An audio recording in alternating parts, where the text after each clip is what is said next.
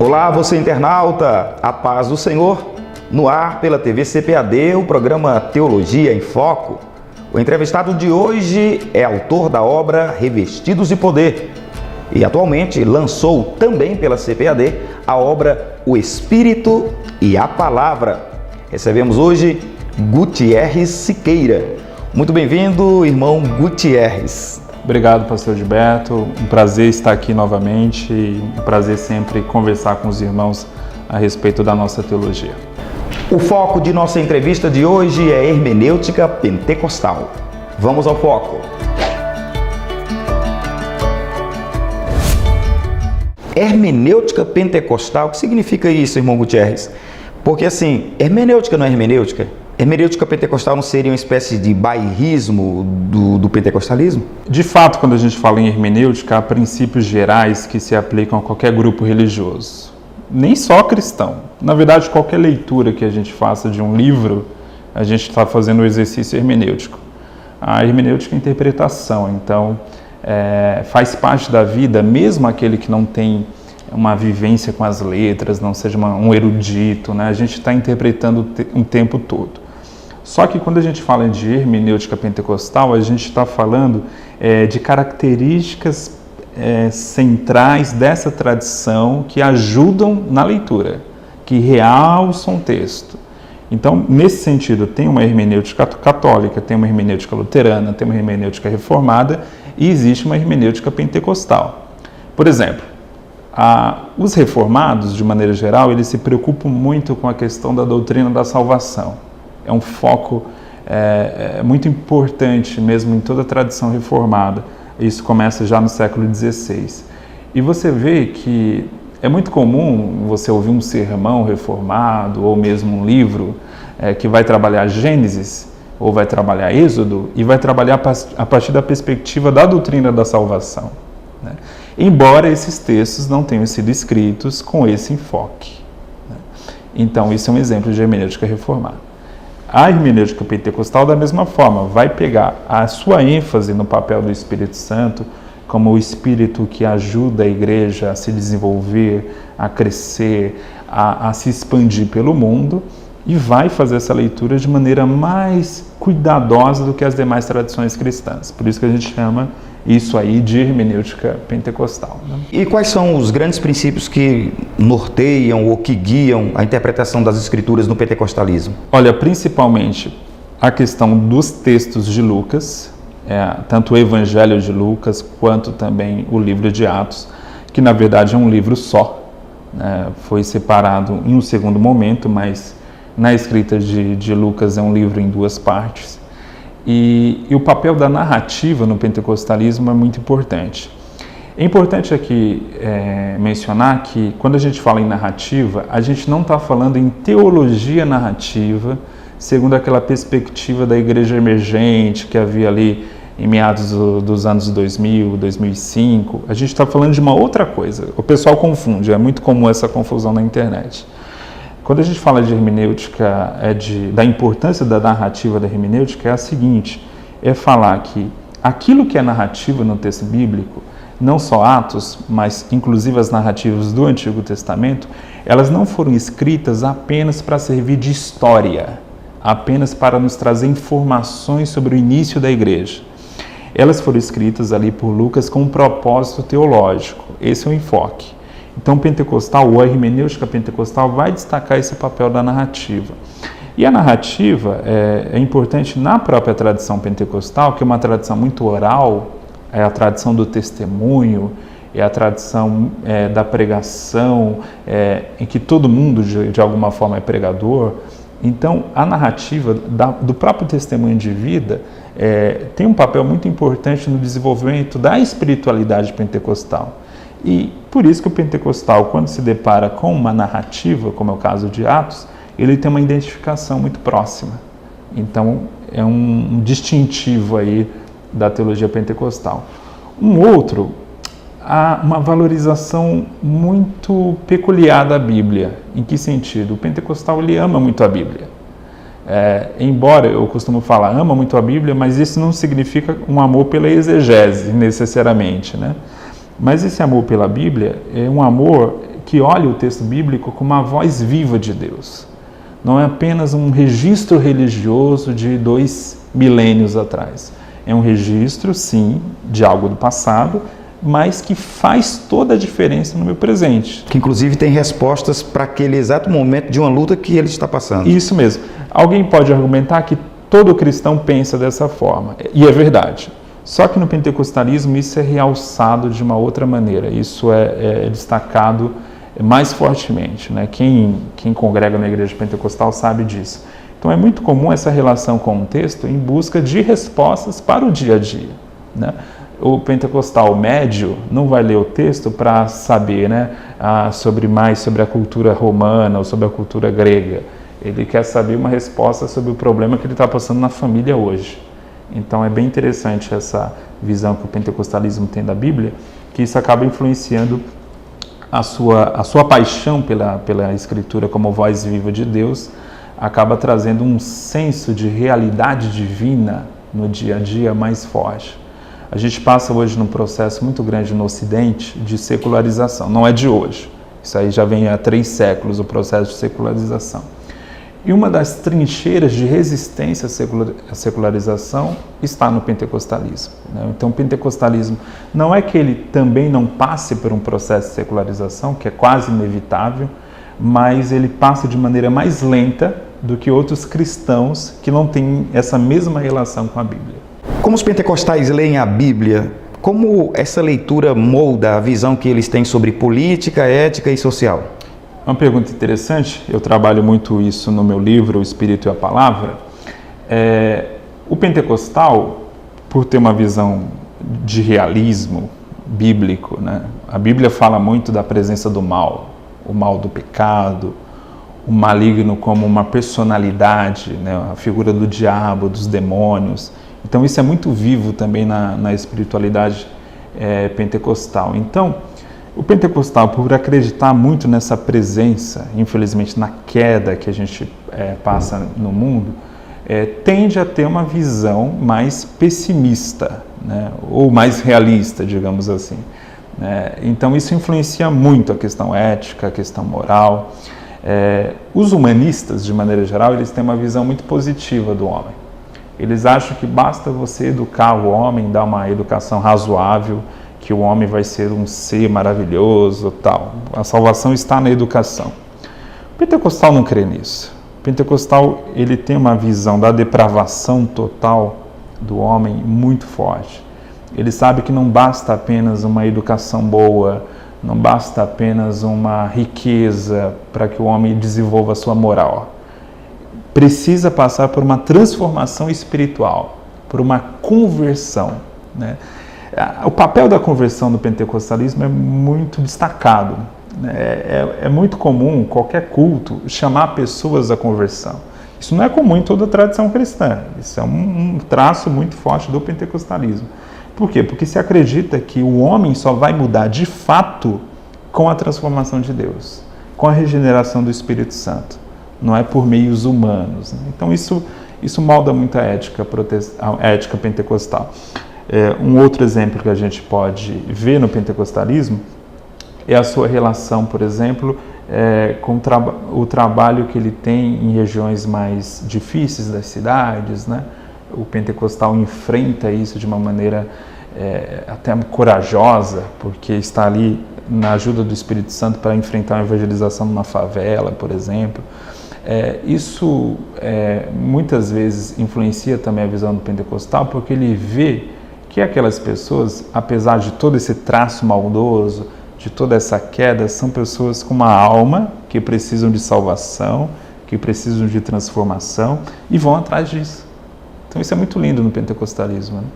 Então eu vejo aí a influência, especialmente tendo essa visão mais pessimista do homem, não acreditando na política, não acreditando que a economia vai resolver tudo, não acreditando em nada disso. Embora a gente busque influência política, a gente busque uma economia melhor, mas a gente sabe que o homem não vai se tornar moral por causa disso. E os pentecostais estão certos. Pense na Alemanha. O que é a Alemanha? A Alemanha é um país que se desenvolveu muito bem, um país que teve uma educação maravilhosa e produziu o nazismo, em um contexto de uma educação muito boa. né? Isso mostra que a maldade do homem não é resolvida por educação ou economia, né? Eu acho que os pentecostais estão certos. Eu acho que essa pergunta, inclusive, nem dá para a gente encerrar nesse primeiro bloco. Sim. No segundo bloco nós vamos voltar ainda com ela, porque tem algumas questões relacionadas à política e questões sociais que eu gostaria de te perguntar. Tá bom. Nós vamos para um breve intervalo e já nós estamos de volta. No último ano, a Sename, Secretaria Nacional de Missões das Assembleias de Deus no Brasil, investiu em 50 projetos de evangelização. É isso mesmo. E o desafio continua. Campanha Eu Faço Missões 2019. Você doa R$10, investe nos projetos do Reino de Deus e concorre a vários prêmios. Uma passagem para Israel, um cruzeiro com direito a acompanhante, uma bolsa de estudo integral na EMAD Nordeste, 10 cursos de missões à distância na EMAD, além de 2 motos 0 km. Anote aí, você tem até o Dia Nacional de Missões, domingo, dia 8 de setembro, para doar e divulgar em sua igreja a campanha Eu Faço Missões 2019. Detalhes no sename.org.br ou 21 3351 5456. Realização Sename CGADB. Apoio CPAD. Aprender para crescer. Antes crescei na graça e conhecimento de nosso Senhor e Salvador Jesus Cristo. E no 4º trimestre vamos estudar nas lições bíblicas adultos o governo divino em mãos humanas. Comentarista Osiel Gomes. E nas lições bíblicas jovens, poder, cura e salvação. Comentarista Henrique Pesch. A CPAD possui um currículo completo do berçário à fase adulta. Confira: berçário, maternal, jardim de infância, primários, juniores, pré-adolescentes, adolescentes, juvenis, discipulado, ensino bíblico ortodoxo, orientação pedagógica e didática, material de apoio aos professores como pasta de visuais com ilustrações indicadas para complementar as aulas das revistas, livros auxiliares das lições de jovens e adultos, revista Ensinador Cristão, com subsídios e sugestões de novos métodos educacionais criativos e eficazes e muito mais. Preços e condições especiais para igrejas. Adquira agora pelo telefone 0800 021 7373 ou pelo site cpad.com.br. CPAD, a editora da Escola Dominical. Seu programa Teologia em Foco está de volta, focado em hermenêutica pentecostal, conversando com Gutierrez Siqueira. Irmão Gutierrez, eu disse que voltaríamos falando neste bloco, falando a respeito ainda da visão dos pentecostais a partir da leitura bíblica sobre política, questões éticas e sociais. Bem, no contexto político, existe uma ideia, por exemplo, que há uma guerra cósmica espiritual de poderes, ou do poder de Deus e do poder do mal, quando determinados elementos do contexto político ascendem ao poder ou são derrotados. Quanto a essa questão também das misérias e das mazelas, a existência de pessoas em favelas, a existência de pedintes nas ruas e tal, isso tudo também tem uma certa influência no mundo espiritual. O que o senhor tem a falar a respeito disso?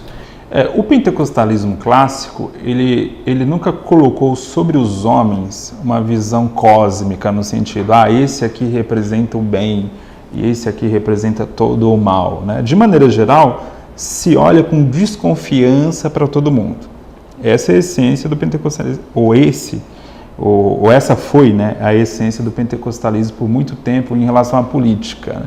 Se desconfiava da política, não importa o discurso, por mais sedutor que ele seja, ou por mais promessas de purificação que haja, mesmo usando o nome de Deus, né? Então, mas a partir da década de 70, com o neopentecostalismo, ou chamado, eu até prefiro o termo pós-pentecostalismo, esse movimento começou a ver a política nessa relação de bem e mal, né? Você pode ter um homem que é a representação de Deus na terra e um outro que seja a própria representação do anticristo. Isso é uma distorção da visão pentecostal. O pentecostalismo clássico não cria dessa forma, tá? Se a gente pega os discursos dos pentecostais entre a década de 10 e a década de 60, era um discurso, às vezes, exagerado, de exclusão do papel do cristão na política, que de fato é um exagero, mas que tinha uma verdade teológica por trás. Que verdade era essa? Que a gente não deve a nossa confiança a homens. Nossa confiança está no Rei Jesus Cristo, né? Inclusive é um lema do pentecostalismo. Jesus salva, Jesus cura, Jesus batiza e Jesus é o Rei que breve vem, né? Então, o pentecostal, né, na essência, ele acredita que a solução para o mundo vem nessa última parte. O Rei que breve vem. Não vou eleger fulano ou ciclano e ele ali é o representante de Deus na terra. Isso é uma bobagem que foi trazida pelo neopentecostalismo ao meio cristão. E essa visão de que as mazelas são responsabilidade assim de forças ocultas, enfim, forças do mal? Também uma influência muito grande do neopentecostalismo nesse processo. Espíritos territoriais, né, que determinada região é decadente porque há um demônio específico ali. O pentecostal clássico nunca teve essa visão, pelo contrário, via o mundo todo como um mundo que jaz o maligno, né? Um mundo que precisa de redenção por meio do corpo de Cristo, um corpo que vai e evangeliza as pessoas, resgata as pessoas desse mal, e a solução está na evangelização e na oração, né? E na exposição da palavra. Não é expulsar demônio específico de determinada região. Isso é uma visão que também nasceu na década de 70, 80. E, infelizmente, alguns pentecostais hoje abraçam também. E determinado comportamento ético também se dá por conta do próprio caráter do indivíduo ou na cabeça dos pentecostais ao entendimento que é uma influência do mal? Outra coisa que foi trazida pelo neopentecostalismo, né? A ideia de que um problema moral seja um demônio, seja uma possessão demoníaca, né? Aquela ideia pombagíria que influencia a sexualidade, o Zé Pilintra que influencia o vício, né? Foi uma mistura do neopentecostalismo com um pouco da espiritualidade afro-brasileira. Ele trouxe essa linguagem para o meio das igrejas. Sincretismo, né? No bem da palavra, né? E o pentecostalismo não tinha esse tipo de coisa, não tem, né? O pentecostalismo, de fato, o raiz, não tem essa visão, porque a gente vê que o problema moral do homem é um problema que nasce lá com Adão, na queda de Adão. Nós acreditamos nessa doutrina clássica do cristianismo e é a partir do trabalhar da regeneração do Espírito Santo que a gente vai resolver esse problema e não fazendo um trabalho de expulsar determinado espírito maligno de uma pessoa, né? A gente acredita, é claro, em possessão, mas um fato curioso, o Gilberto estava lembrando agora, há muitos anos atrás, uma pesquisadora alemã entrou em contato comigo porque ela queria ir até no culto na igreja que eu congrego, porque ela estava pesquisando sobre pessoas possessas, né? Aí eu falei para ela, olha, eu estou há anos na igreja e até hoje a gente lidou com apenas uma pessoa possessa. E eu senti uma decepção da parte dela. Puxa, eu imaginava que isso era algo corriqueiro, era todo dia, estava no script de vocês, era parte da liturgia, né? Aí eu falei, não, isso é neopentecostalismo. O pentecostalismo clássico, a gente acredita que há pessoas possessas e pessoas que precisam ser libertas, mas a gente não acredita que todo mal que uma pessoa pratique seja diretamente uma possessão demoníaca, né? Me diz uma coisa, quais são as principais características da hermenêutica pentecostal? A valorização, primeiro, da Bíblia, como palavra viva de Deus, não apenas como um registro histórico, como eu já mencionei no início, né? O papel da narrativa também é muito importante, mas a hermenêutica pentecostal, ela destaca muito o papel do Espírito Santo não apenas na salvação, que esse é um ponto que a doutrina cristã clássica e mesmo a teologia evangélica sempre destacou: o Espírito como regenerador, é fato, o Espírito como santificador, é fato. A gente não nega isso, é claro, a gente abraça da mesma forma, mas o Espírito não está resumido apenas a santificar e a regenerar.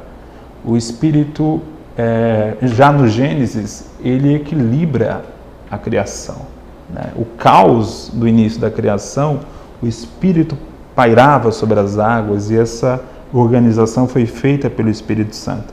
Essa é uma imagem linda em Gênesis 1 que permeia toda a Bíblia. O Espírito é aquele que organiza o caos, né? Então a gente pode falar ainda da influência do Espírito na doutrina da criação, a influência do Espírito na nossa vida cristã, não apenas na questão da santificação, mas, puxa, eu dependo do Espírito para a organização da igreja. O Espírito, é engraçado que normalmente as pessoas têm a imagem do Espírito Santo produzindo caos na igreja, é o contrário. É a igreja que está com uma deficiência em determinada área, vou dar um exemplo aqui, uma igreja que precisa de um trabalho de conforto de pessoas que estão passando por um processo depressivo, por exemplo, e o Espírito levanta alguém que não tem treinamento psicológico, que não tem treinamento como psiquiatra, e dá ali a ele uma palavra de sabedoria, uma palavra de conhecimento, uma profecia que o apóstolo Paulo fala que serve para edificar, para consolar e para encorajar o indivíduo. Então o Espírito está organizando aquele caos, né? Então a gente tem que revalorizar esse trabalho do Espírito Santo. O Espírito Santo é muito trabalhado hoje graças aos pentecostais. Até o século XIX, basicamente, a pessoa do Espírito Santo estava esquecida na teologia cristã, né? Tem um ou outro trabalho ali no decorrer dos séculos, mas de maneira geral o Espírito Santo era o Deus desconhecido, né? Isso não faz da igreja assim uma entidade ou uma organização que espiritualiza tudo? De alguma forma, tudo é espiritual mesmo, né? Por Deus ser espírito e a nossa relação com Deus está em tudo, o lado espiritual nos influencia. Mas, é claro, há um risco, né, de um certo lado místico que às vezes tem no pentecostalismo, de algo que é humano, é uma consequência de ações humanas e de repente é colocado isso em Deus ou no diabo, né? Ou em algum ente espiritual. Então esse risco existe, a gente deve tomar cuidado. E aí quem vai nos dar esse discernimento é a palavra, né? Por isso que aí está a importância da palavra. Não é à toa que o título do meu livro é O Espírito e a Palavra. São dois lados na vida do cristão que devem andar sempre em equilíbrio, logo porque o Espírito não contradiz a palavra, né? A palavra foi produzida pelo Espírito. Então, um cristão equilibrado e que busca o Espírito Santo, naturalmente vai ter um carinho e um cuidado pela palavra. Então, esse tipo de exagero que há no nosso meio, pessoas que acabam até tratando a própria Bíblia como um livro místico, né? O papel deixa a Bíblia aberta ali no Salmo 91 para expulsar os demônios da casa, né? Isso tudo é bobagem. Eu sempre costumo lembrar que esse pessoal que abre o Salmo 91, que quando Jesus foi tentado, o único texto bíblico que o diabo citou para Jesus foi o Salmo 91. Gutiérrez, essa pergunta que eu fiz há pouco, se não corre o risco da igreja assim, de ser um órgão ou uma instituição que espiritualiza tudo, é porque se vê em algumas igrejas, por exemplo, que pintar o templo de determinada cor foi a orientação do Espírito Santo, comprar uma bateria, seja azul, vermelho, prateada ou dourada, foi a orientação do Espírito Santo, a fachada da igreja com as luzes, enfim, neon ou uma adesivação. Será isso não seria um certo exagero também, não? Muito exagero. Eu conheci uma igreja que tinha uma confusão entre o corpo de obreiros, eles brigavam muito, e aí um irmão levantou a hipótese. Ele acreditava que essa confusão era causada porque a pedra fundamental do templo foi colocada no terreno errado. E aí a igreja não foi construída exatamente em cima da pedra fundamental. Então ele associava, puxa, como a gente não está em cima da pedra, logo a igreja tem problemas, né? Assim, é uma ideia totalmente louca, né? Bem maluca. Então a gente deve tomar cuidado, irmão Gilberto, com essas coisas, assim, porque o Espírito Santo, ele já nos deu, através da palavra, aquilo que ele quer guiar a sua igreja. A profecia, por exemplo, não é para determinar corpo ministerial. A profecia não é para guiar a igreja. Quem falava isso, o pastor Estevão Ângelo de Souza, ele falava isso em um dos seus livros. Para isso, Deus já deu os pastores. Uma pessoa que foi chamada a ministério pastoral já tem essa legitimidade de fazer a direção da igreja, né? Os administradores da igreja. Não é o profeta, não é quem é usado em profecia, não é essa a função dele. Então, o apóstolo Paulo tem uma palavra lá em Romanos 12 que ele fala o seguinte, que a profecia seja segundo a medida da fé. Como a gente pode entender esse texto? que há profecias que vão além da medida da fé, né? Ou seja, Deus dá uma porção daquilo que Ele quer para a sua igreja, a pessoa acaba se empolgando e entrega além daquilo que Deus queria dar. Então, esse discernimento é necessário e a gente só vai conseguir ter ele se a gente equilibrar uma vida de leitura da palavra, de reflexão bíblica com oração. Você falou que o título do seu livro é O Espírito e a Palavra, inclusive falamos no início, na abertura do programa, e nós vamos voltar falando como é que há o diálogo entre a palavra e o Espírito e como é que se dá essa questão da interpretação para que encaixe-se perfeitamente a palavra e o Espírito. Pois bem, nós vamos para mais um breve intervalo e já estamos de volta. O rei Davi deixou uma obra-prima inestimável para nós, o livro de Salmos. Para todos aqueles que admiram a poesia e a espiritualidade de seus escritos, a CPAD traz um clássico da literatura cristã, Os Tesouros de Davi. Uma obra densa dividida em 3 volumes que reúne os 150 salmos, comentados individualmente pelo príncipe dos pregadores, Charles Spurgeon. Enriqueça seu conhecimento com Os Tesouros de Davi, um produto com a qualidade CPAD. Todos os dias tomamos decisões. Decida ser a mulher que Deus planejou. Leia as 10 melhores decisões que a mulher deve tomar e encontre o seu lugar no plano de Deus. Um produto com a qualidade CPAD. Como evangelizar pessoas de outras religiões? Como aconselhar biblicamente sobre depressão ou drogas?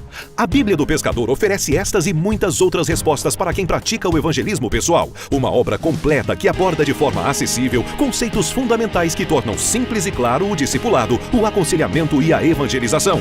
Todo pescador precisa de uma boa rede. O pescador de homens também. Então, vamos lançar a rede? Bíblia do Pescador, um produto com a qualidade CPAD. Estamos de volta com o seu Teologia em Foco, entrevistando o irmão Gutierres Siqueira. Irmão Gutierres, como é que a hermenêutica pentecostal dialoga com a Bíblia?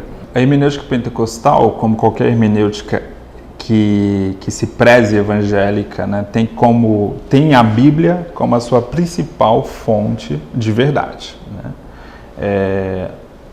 A Bíblia não é a única fonte de verdade no mundo. Por exemplo, a Bíblia não tem nada a nos ensinar sobre eletrônica. Eu preciso, de um outro livro a respeito disso. Mas tudo que diz respeito à salvação, a nossa necessidade relacionada à nossa vida cristã está na palavra de Deus. Por isso que aquele lema protestante, que a Bíblia é a nossa única regra de fé e prática, serve justamente para o pentecostalismo também. A gente não coloca experiência acima da Bíblia, a gente não coloca profecia em cima da Bíblia, nada disso. Tudo isso está submetido à palavra de Deus. Mas eu julgo que a hermenêutica pentecostal tem sabido melhor lidar com as Escrituras, especialmente no papel do Espírito Santo, do que outras teologias.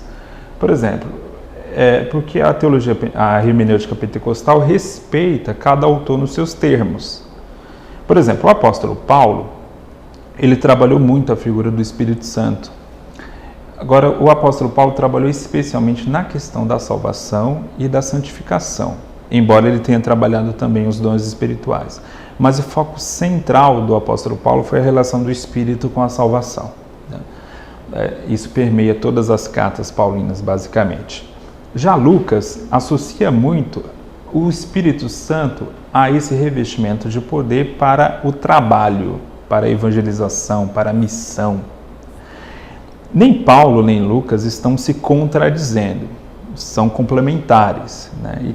E aí o pentecostalismo, ele faz muito bem ao respeitar cada autor na sua ênfase, né? Então, eu costumo falar, e eu falo isso muito no livro, que a visão pentecostal é holística. A gente pensa aqui em um círculo, né? Um círculo equilibrado. Ou seja, eu não vou apenas dar valor ao que Lucas fala a respeito do Espírito Santo e nem apenas ao que Paulo fala. E esse é um problema da teologia tradicional. Na teologia tradicional protestante, você vê que há uma valorização excessiva do Espírito Santo como santificador, como salvador, e se esquece do Espírito Santo como aquele que reveste a igreja de poder, né? Sendo que a Bíblia fala dos dois, fala do papel que o Espírito Santo tem nessas duas áreas. Então, por isso que eu falo que o pentecostalismo consegue dialogar melhor com a Bíblia, porque ele consegue captar o que toda a Escritura fala a respeito do Espírito Santo, não só nessa parte da salvação. Eu acho que isso que você falou é muito interessante, porque assim, da mesma maneira que existem grupos que dizem que essa visão do Espírito Santo como santificador, enfim, para a salvação, existe aqueles também que acreditam que o Espírito Santo é aquele que reveste o indivíduo para a obra. Mas os que assim defendem, parece que deixam a santificação ou a ação do Espírito Santo como santificador meio que de lado. Ser pentecostal, acreditar na ação do Espírito Santo como revestidor de autoridade para se evangelizar e preterir a santificação, seria um erro também, da mesma maneira que é considerar a santificação promovida pelo Espírito Santo e desconsiderar o poder? Mas aí tem uma pequena diferença. Isso é mais no nível do chão de fábrica, digamos assim, do dia a dia da igreja, que você vê pessoas buscando o Espírito Santo como aquele que reveste de poder e esquece que o Espírito Santo também santifica, que o Espírito Santo regenera e salva.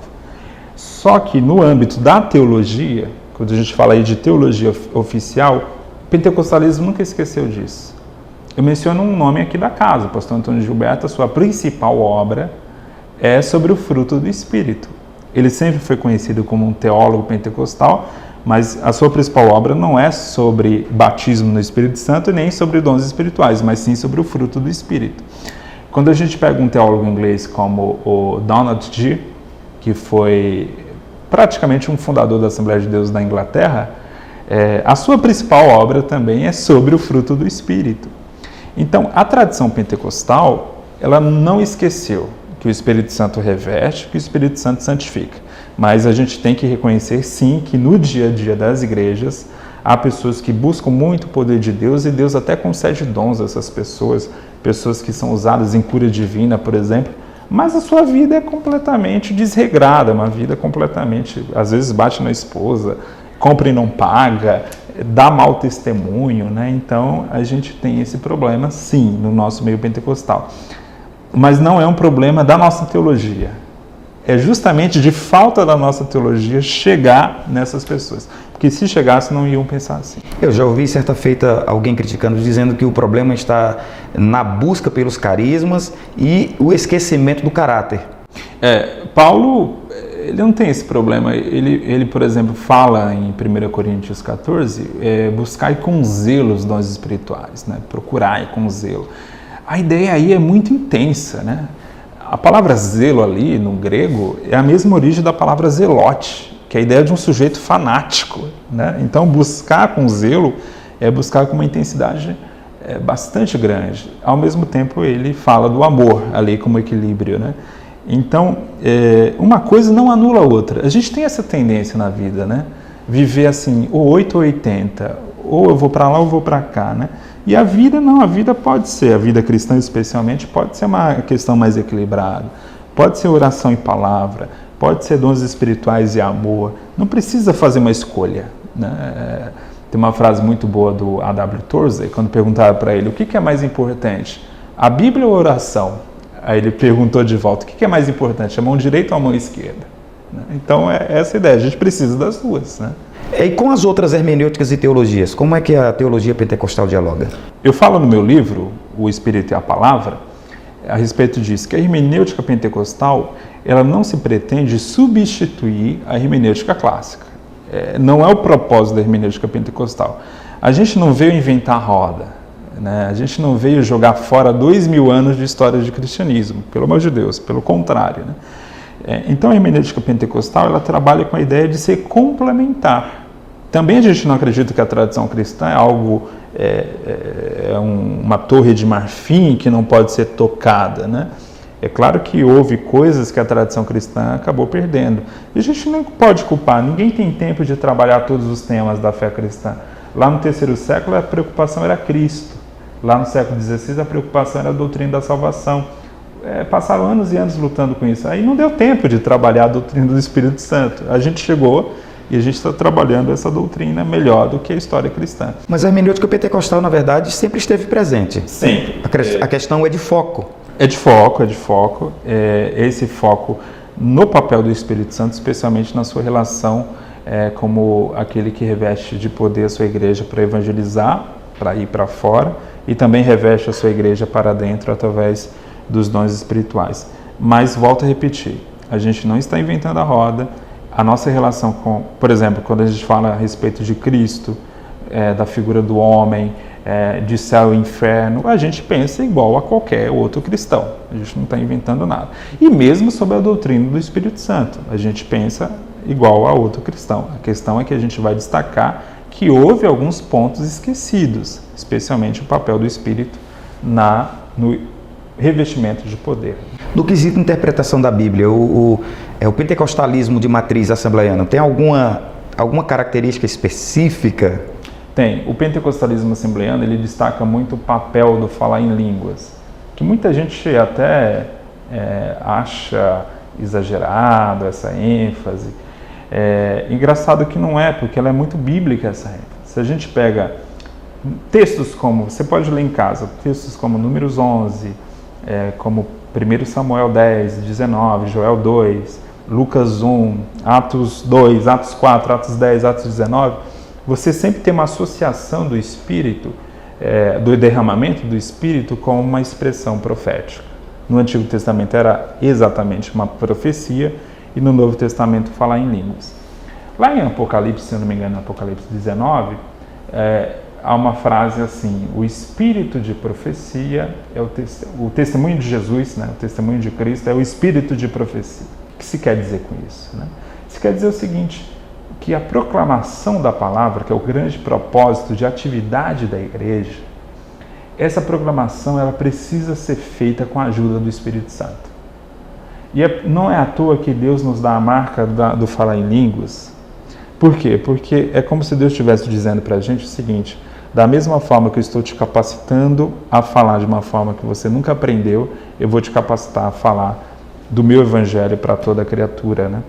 Então, esse destaque que o assembleanismo dá é bíblico e é típico da nossa hermenêutica. Especificamente sobre o livro O Espírito e a Palavra, ele foi prefaciado por Robert Menzies.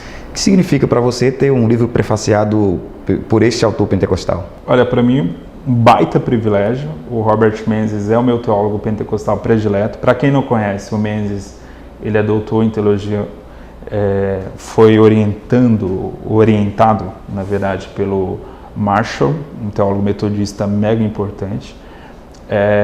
O Robert Menzies hoje é missionário na China, então é interessante isso, é um acadêmico, um cara com um mega doutorado e evangelizador, está lá na China nesse momento trabalhando em missões, né? Então eu admiro muito o Robert Menzies, um sujeito simpático, mandei um resumo do meu livro em inglês para ele e ele prefaciou com muito prazer, então foi muito legal ter esse feedback dele. Além do que falamos aqui durante a entrevista, o que as pessoas que forem adquirir o livro, ou adquirirem esta obra lançada recentemente pela CPAD vão encontrar? Vão encontrar justamente o que é uma hermenêutica pentecostal, a trajetória histórica dessa hermenêutica, porque ela se desenvolve, ela sempre esteve aí, mas ela tem um impulso, especialmente na década de 80. Né? E eu vou mostrar o porquê disso. Eu trabalho também a influência da hermenêutica pentecostal nas questões éticas, política também. O capítulo de ética, inclusive, se não me engano, o maior capítulo do livro, um capítulo que aborda diversos assuntos, até ideologia de gênero, né? Por que a gente tem uma visão mais conservadora sobre essa questão, sobre aborto, etc. Então você vai encontrar muitos subsídios aqui nesse livro.